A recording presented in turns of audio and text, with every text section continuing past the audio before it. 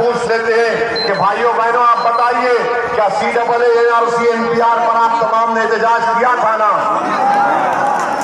CAA NRC पर एहतजाज किया था ना आप लोगों ने? हम उस पर बोले या ना बोले? ना बोले या बोले? बोले हम। क्या ये बात सच नहीं है कि जब पार्लियामेंट में CAA का कानून लाया गया तो पूरी भारत की पार्लियामेंट में अगर किसी ने उस कानून को फाड़ दिया तो कौन था? उसका नाम हमने सब याद ना कोई आरजे राजद के थे, ना कोई JDU के थे, ना कांग्रेस के थे।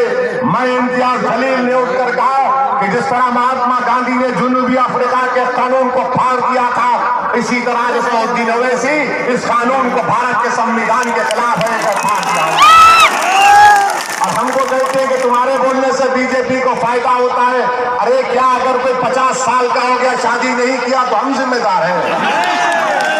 अगर कोई किसी के घर में बैल और भैंस या भैंस अगर दूध नहीं देती तो हम जिम्मेदार हैं गाय के? घर में मुर्गा पुकारेगा नहीं तहज्जुद के वक्त तो हमने कहा तो मुर्गे को मत पुकारो। हर चीज हमारे गले में लाके डालते। अरे अगर तुम मर्द हो तो बोलो ना NRC NPR के बारे में, क्यों नहीं बोलते?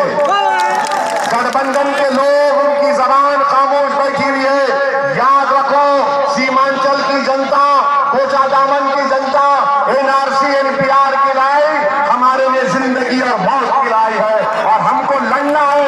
जब हमारे मुल्क में अल्लाह के फजलो करम से कोरोना खत्म होगा, उसकी वैक्सीन निकलेगी तो असदुद्दीन अवैसी किशनगंज को आएगा और पूरे भारत में सबसे पहले NRC का एहतजाज फिर यहीं से शुरू होगा।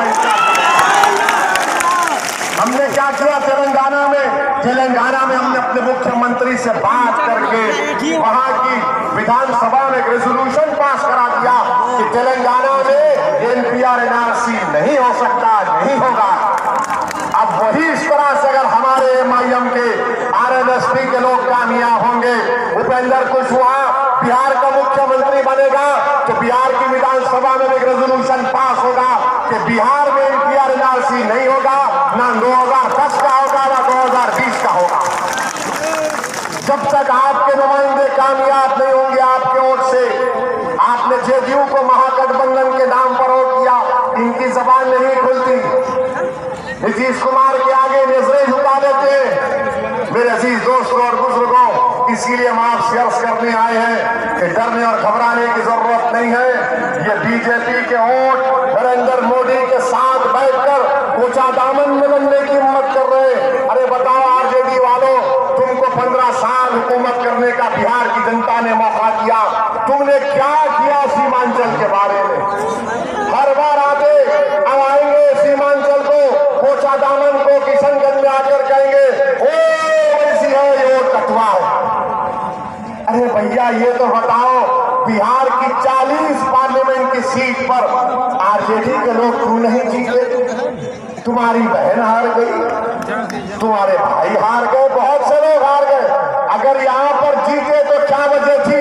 अगर अख्तर ईमान नहीं लड़ते तो ये भी JDU जीत जाती, BJP जीत जाती। मेरे अजीज दोस्तों और बुजुर्गों, अपने मेरी माँ और बहनों, अपने वोट को जाय होने से बचाइए, अपने वोट को जाय होने से बचाइए। आपके सामने एक नेक शख्स खड़ा हुआ है जो आपकी खिदमत करने का जज्बा रखता है और मुझे यकीन है कि अगर आप इन पर भरोसा करेंगे, अपनी दुआओं से और मोहब्बतों से अपने वोट से इनको नवाजेंगे तो इंशाअल्लाह ताला वो कभी आपके भरोसे को शर्मिंदा होने नहीं देंगे।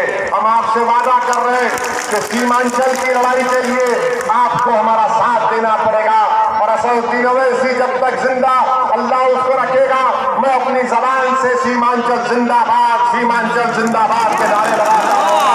दुनिया की कोई